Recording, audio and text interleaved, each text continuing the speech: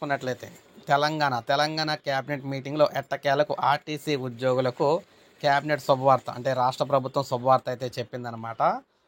నిన్న జరిగిన క్యాబినెట్ మీటింగ్లో ఎట్టకేలకు ఆర్టీసీ ఉద్యోగులకు అయితే ఈ గుడ్ న్యూస్ అయితే చెప్పారు. అసలు ఏం చెప్పారు ఏంటని చూసుకుంటే, ఆర్టీసీ ఉద్యోగులకు తెలంగాణ రాష్ట్ర ప్రభుత్వం శుభవార్త చెప్పింది.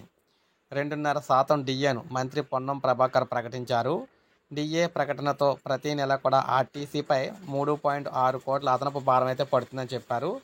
సో వీరికి డిఏ అయితే ప్రకటించడం అయితే జరిగిందనమాట. అది 2.5% అనమాట. ఈ ఉద్యోగులకి కూడా డిఏ ఇవ్వాలని చెప్పేసి క్యాబినెట్లో తీర్మానించడం అయితే శుభ సంతోషం అని చెప్పేసి అందరూ కూడా హర్షించారు. అయితే సాధారణ ఉద్యోగులు పెన్షనర్లు కూడా డిఏ బకాయిలు విడుదల చేస్తే మంచిదని చెప్పేసి వారు కూడా కోవడం అయితే జరిగిందనమాట. ఆర్టీసీ ఉద్యోగులకే కాదు మాకు కూడా డిఏ బకాయిలు అయితే విడుదల చేయాలని చెప్పేసి వీరైతే కోరుతున్నారు. ఏదేమైనా క్యాబినెట్ మీటింగ్లో ఉద్యోగులకు సంబంధించి ప్రస్తావన పెద్దగా లేదని చెప్పేసి అనుకున్నప్పటికీ ఆర్టీసీ ఉద్యోగులకు మాత్రం అయితే శుభవార్త అయితే చెప్పారనమాట.